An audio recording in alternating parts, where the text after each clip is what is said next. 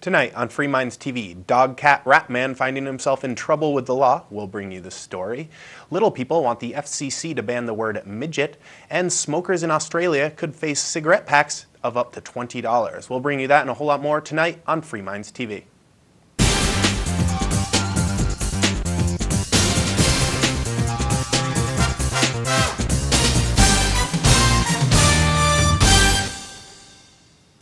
And welcome to a brand new edition of Free Minds TV. It is episode 117. I know we had a week off last week. You guys actually did record a show, but I was off on my honeymoon and didn't get the show to actually put up online. So I guess this is the official episode 117, but there will be another episode, a bonus episode. A lost episode, which will be up online. That was with you and Mark Edge from Free Talk Live, joined you and did a show. So that'll be up, but the official we are on episode 117, and we have a lot to talk about. We have some good news, some doom and gloom in the second half of the show, but I wanted to start off with something, a YouTube video I actually watched a few months ago, and some new news that has recently come out from it.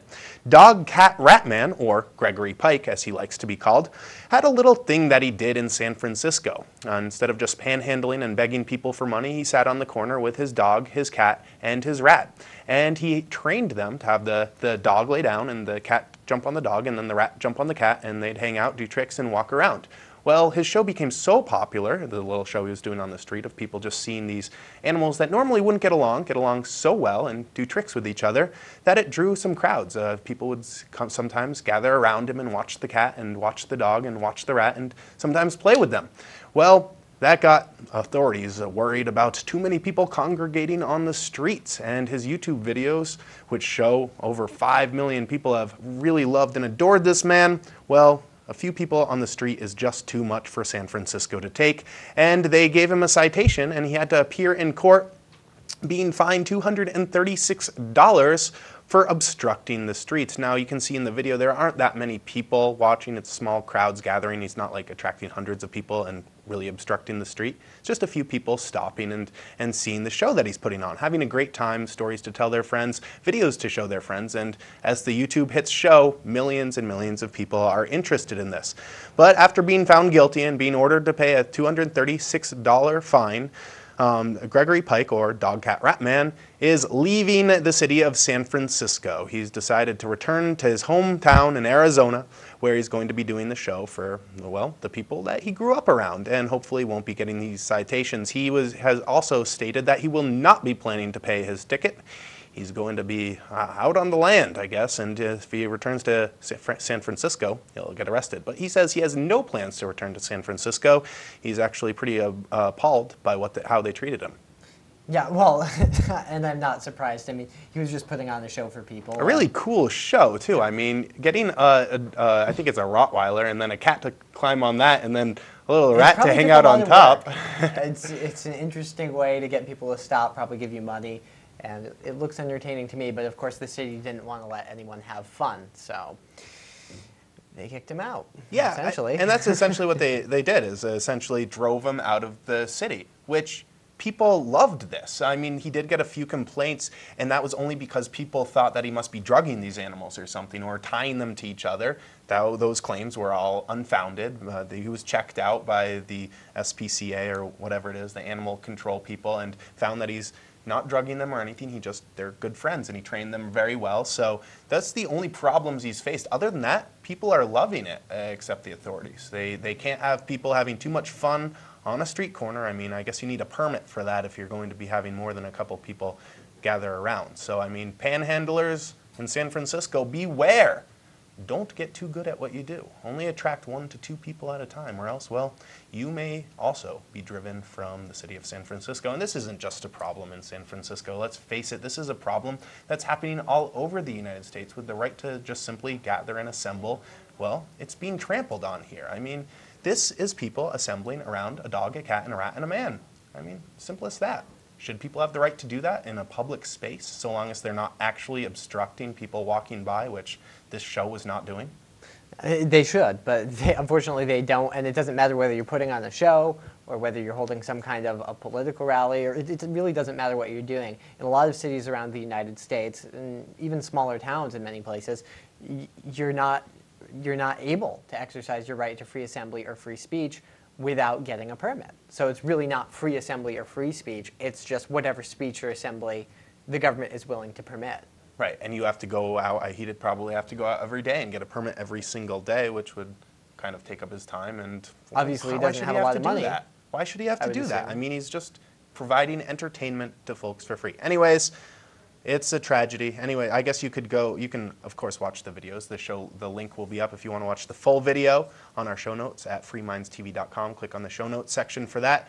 But you could also go to Arizona, and Brisbane, Arizona is where he's going to be performing next. So if you want to see this in person, it's a pretty cool act. I wish we weren't quite so far away, because this is something I'd actually be really interested in. Anyways, we do have to move along. We have a lot more stories to get to. This time, focusing in on, well, you could call it good news. Some people might not like it, but I'd call it good news happening out of, is it Pennsylvania, Nick? It is coming out of Pennsylvania, and a bill to ban forced identity chipping or forced identity chip implants has gotten through the House of Representatives in the state of Pennsylvania. The bill was introduced by State Rep Babbitt Josephs, and the reason he introduced it was that he perceived that at some point, probably in the not too distant future, we're going to have a lot of problems with presumably mostly the government forcibly chipping people, because businesses simply don't have the ability to force people to take this implant.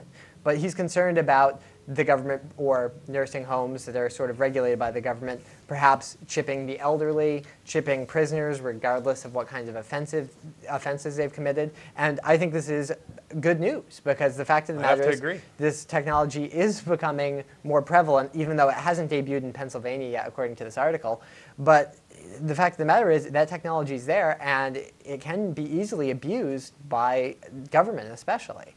Well, absolutely. I mean, personally, this is a bill that bans businesses from forcing, or anybody from forcing you to take an identity chip, correct? Right. So presumably most of the people who would be forced would probably be the elderly, or basically anybody who's not in a great condition to speak for themselves, so they're being held by the government already. All right. Well, this is something that I know I'm all for. I'm forcing people to have an identity chip implanted in themselves. It doesn't seem like it jives with freedom. So I'd say this is good news. New Hampshire passed a similar law a couple of years ago. I think theirs went a little bit further, and some people actually disagreed with it because they'd say that it was limiting the business's ability to do what they wanted, and say, well, if I own a business, I can force my employees to put identity chips in themselves. Yeah, well, as I recall, I think that might have even been permitted. I don't recall every detail of that law that passed here in New Hampshire off the top of my head. I think most of what the requirement was in that bill was that there be some kind of a disclosure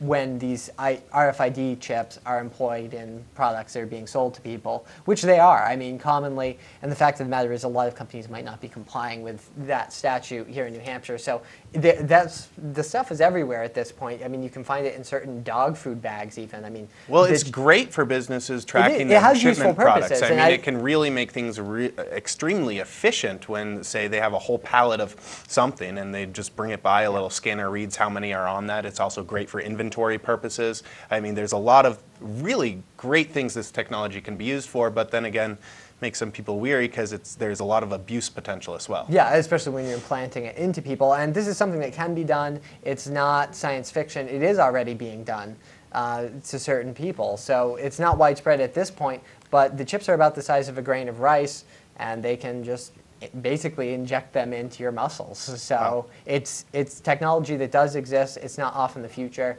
It is here now. So I think it's a good step for Pennsylvania to be taking, and I am glad that New Hampshire took the steps that it did. Anyways, we do have to move along with actually some more good news. We will move into the doom and gloom stuff on the second half of the show, but first I wanted to bring up some great news coming out of the Washington Times, and this actually came from the editorial section, where the writer who was writing this, I don't have their name right in front of me, but they said, toss your ticket when it comes to speed cameras and red light cameras, which is great. A newspaper coming out and supporting people just throwing away their tickets if they are caught by one of these red light cameras.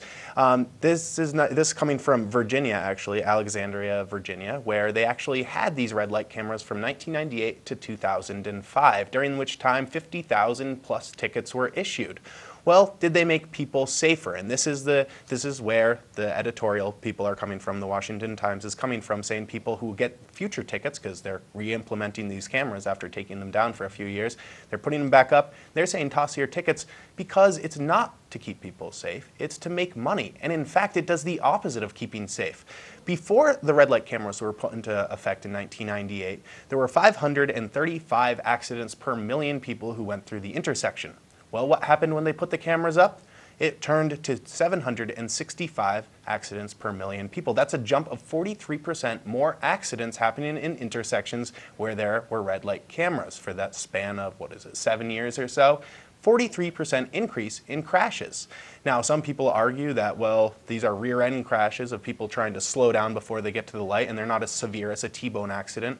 Well, accidents where people could get badly hurt or even death rose by 18%. So you're getting a whole variety of different kinds of accidents that are not only fender benders, but also an 18% increase in accidents that can hurt or kill you. So, I mean, are red light cameras something that are a good thing? No, they're not. They make a lot of money, they rip people off, and they cause more accidents. So go Washington Times for actually telling people, throw away your tickets when you get them. I think it's great. Yeah, and it does point out, I mean, this data is available to the government and governments all across the country, yet we see more and more of these red light cameras being implemented because what they care about is not keeping people safe, it is revenue.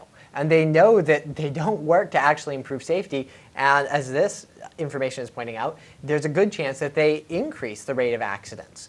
But that's not the primary concern of the cities that are implementing this. They just want to get more revenue. Yeah, a lot of them also have it so that, say, you can turn right on red, but if you roll up to actually see if it's safe to go, that's running a red light. There's a lot of ways so many ways that they actually make the road much more dangerous and get themselves a whole lot more money. Yeah, I assume one of the reasons for the increase in the accidents is people, if they know there's a red light camera there and you see that it's on yellow, you don't want to get a ticket. So you're not really concerned about safety so much as you are about blasting through that intersection before you get a ticket. Not only that, but the way they put these up, the government actually doesn't implement these cameras. It's private firms, for-profit firms that implement them, and they get a cut of the profits, and then they give the government some of the profits. So all the government has to do is collect money, essentially, which they really like. This is not true private sector. This is the government hiring out a private sector to do their dirty work, essentially. But the way they implement them is different. Say in Alexandria, for example, they had different times of yellow before you'd get your ticket. So one intersection might have 4 seconds of yellow, while the next intersection only has 2.5 seconds of yellow. So motorists really don't know how much time, what's a safe time to go through and what's a safe time not to. So go Washington Times. I say more people toss your red light camera tickets, and hey, maybe they'll stop sending them. But it's a great source of revenue for the folks who put them up, the towns who put them up, but it's absolutely disgusting and highway robbery. Anyways, we are going to take a quick little break, but when we come back, we'll be bringing you the doom and gloom stories as well as some pretty humorous stories. All that and a whole lot more. Stay tuned to This is Free Minds TV. Free Minds TV is brought to you in part by Life Productions for your basic and semi-pro video production needs. From full wedding and event coverage to DVD authoring and distributions, lifeproductions.com. That's lyfproductions.com. This is Glenn Jacobs, and you're watching Free Minds TV.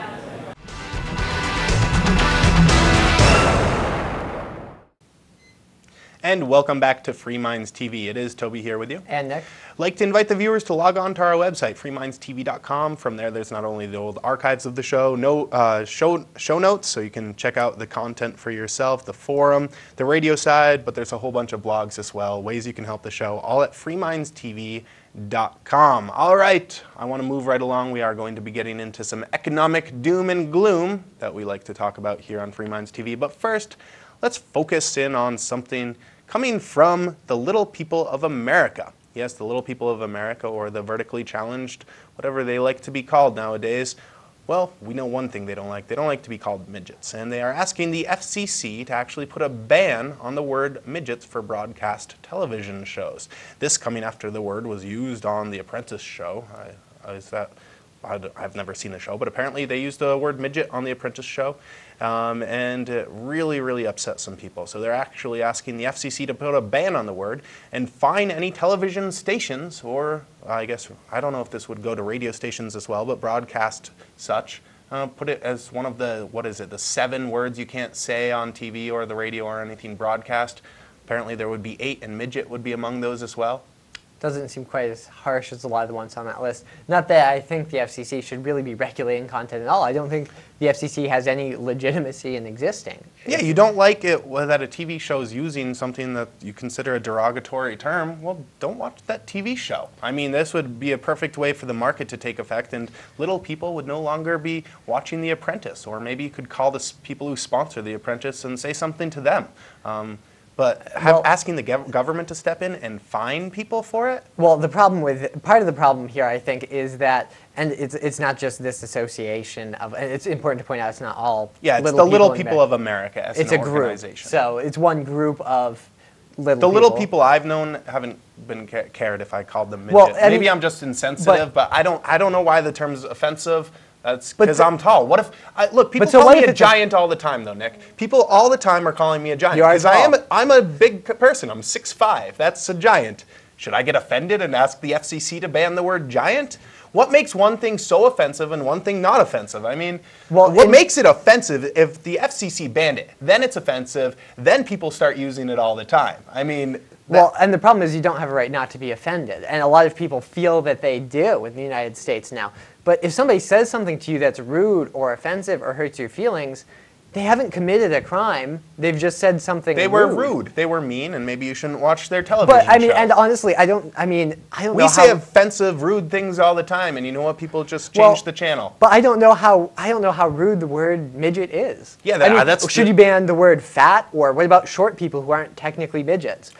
Or tall. I mean, what is derogatory? You can't describe people anymore. I mean, why is little good but midget is bad? I have no idea. Why is tall good but giant bad? I'm not sure. I don't mind giant. I'm not sure what little person even means. What do you call a skinny person? Couldn't they be a little person? They could be. A little person just means little. I don't know. Short. Short seems more descriptive, but I guess that's considered mean. How short?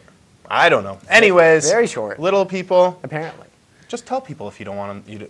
You to call them a midget or them to call you a midget. Don't get the government involved. It's ridiculous. Anyways, we do have to move along. We've got doom and gloom to talk about, Nick.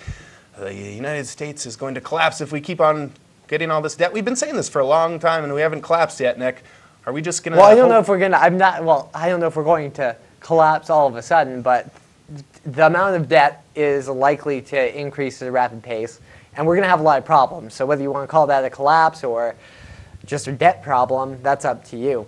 But some are saying the U.S. is lurching towards a debt explosion with long-term interest rates on a course to double. Now, what's interesting about this is that the person saying it used to work for the U.S. Federal Reserve. His name is Thomas Loback, and he used to be the U.S. Federal Reserve's senior economist from 2003 till 2008. Now, he ended up stepping down, but during his tenure there, he wrote a paper which basically predicted how the increase in the U.S. national debt was going to affect the costs of financing that debt, or long-term interest rates. Basically, what people lending money to the federal government expect to get as an interest rate in return. Now, when you borrow a whole bunch of money, whether you're the government or an individual person, if you're taking on more debt than you can realistically pay back, or it becomes questionable, then people who are lending you money are going to want a higher interest rate because there's more risk. And where there's more risk, people want more return.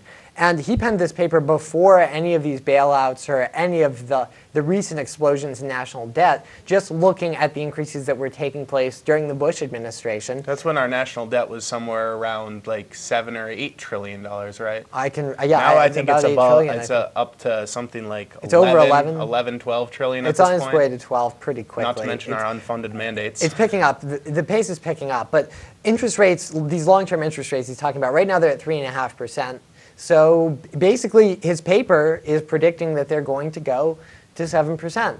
Now, when it becomes more expensive to borrow money, number one, the national debt grows quite a bit more quickly because the government has to pay back these people loaning them money, these investors, with interest. So the national debt grows faster, but it also pushes the Federal Reserve towards just printing the money. I mean, when we talk about inflation, a lot of that involves the Federal Reserve printing money to buy up all this debt, because we have a strange system where the Federal Reserve is the central bank, but they're sort of separate from government. So they can print out money to buy treasury bonds and fund government spending.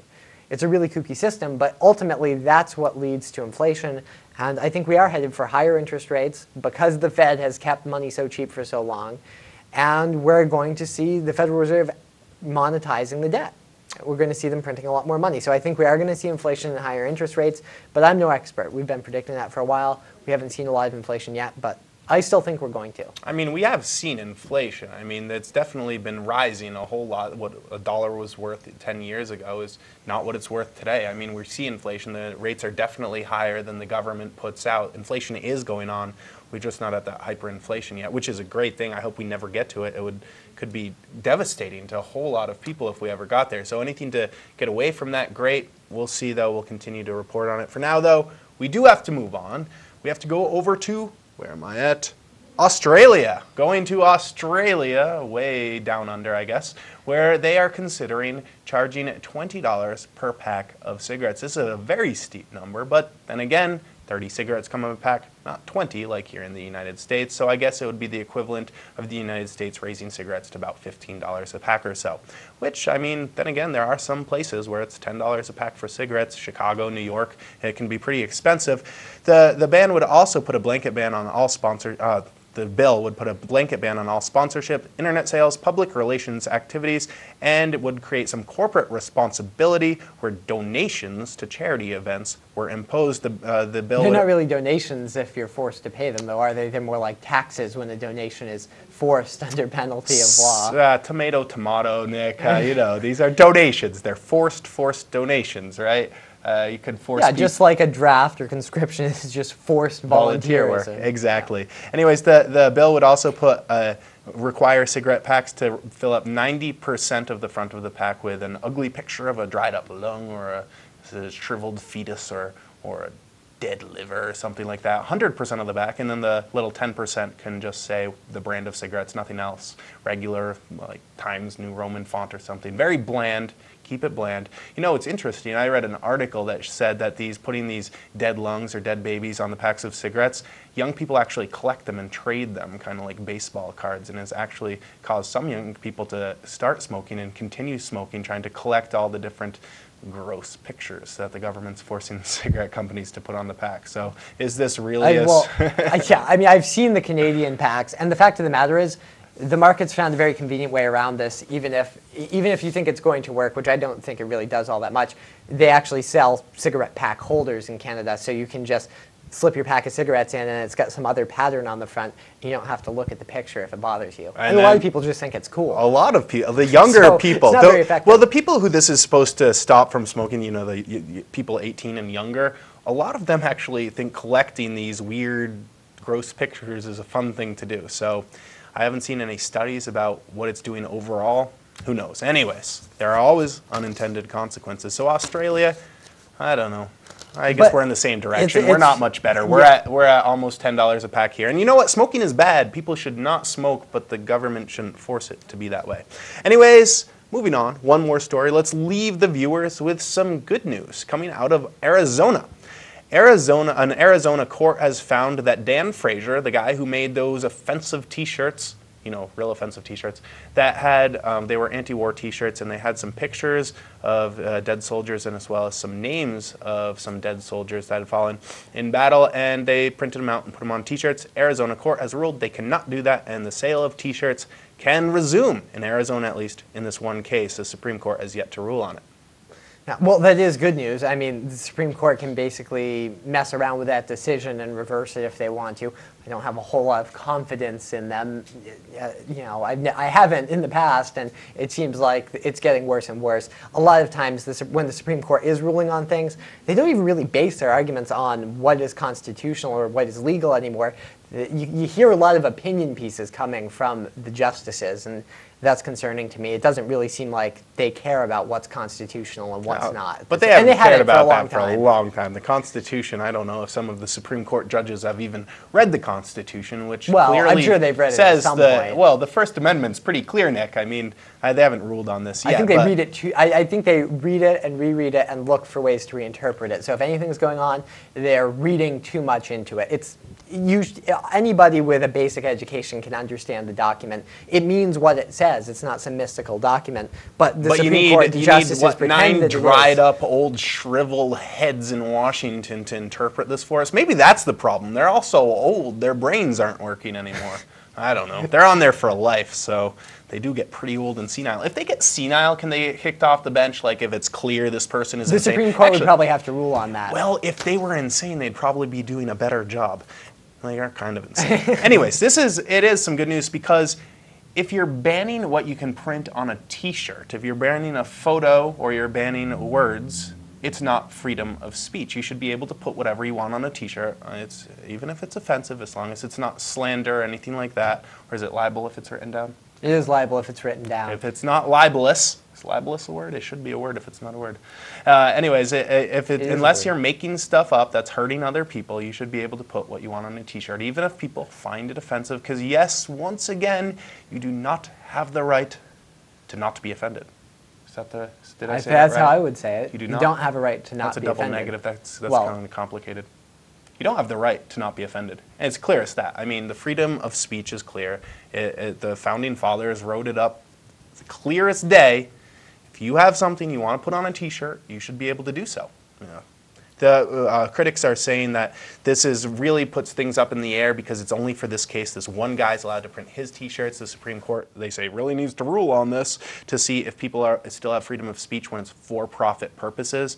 I don't think the Constitution says anything about for-profit purposes. I think newspapers were for profit back when the Founding Fathers were writing that document. So it's absurd to say that if it's a money-making endeavor, people can't say what they want, because that's what the press has always been. There's always been a profit motive for most of the press. Yeah, most things have some kind of a profit. We have a profit motive. It's not a very big one because we don't make much money, but I mean, there's still some kind of a profit motive, at least to make our money back here and spread the good word. Anyways, if you have a different opinion, we would love to hear. fmtv@freemindstv.com is the email address. freemindstv.com is the web address. Everything that you could possibly want is there. Not only the TV, the radio show, the blogs, but also the Liberty News Roundup. We don't get to report on all the stories that come out, but there's a whole list of them that are listed up there that you can read about if you like the content we talk about. Well, there's a whole lot more up at freemindstv.com. We are out of time today, but it's been Toby here with you. And Nick. Thanks to the huge, amazing crew who helped make this television show possible this week as well as every other week. Have a great night.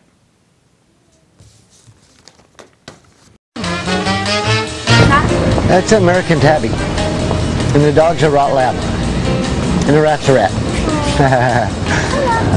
Hello, how are y'all doing today? I want to see you. Yeah, you can pet him. I never seen something like that in my life. Well, my name is Gregory Pike. Where are you from? Telluride, Colorado. Colorado. I'm from Costa Rica. Nice. I've been studying animal habitat and psychology for about 30 years on my own, not at colleges or nothing like that. The dog raised the cat, that's her puppy, and the cat grew up around rats, mice, and birds. This is the most amazing thing I ever seen in my life. And one day in Telluride, about 9.5 years ago, somebody said, well, talking to some kids, and they were like talking about what is impossible and all that. And they were talking about like dogs, cats, and mice. We were talking about Tom, Jerry, and Spike, the cartoon. And what are their names? It's Booger, Kitty, and Mousy. I was like, I bet you I can stack them up. Dog, cat, mouse, or dog, cat, rat. And they're like, no way, you know. So I did it, just to prove a point. Are they like attached to each other? No, I use Velcro. A cat and a rat and And a bird sometimes. I didn't really do it.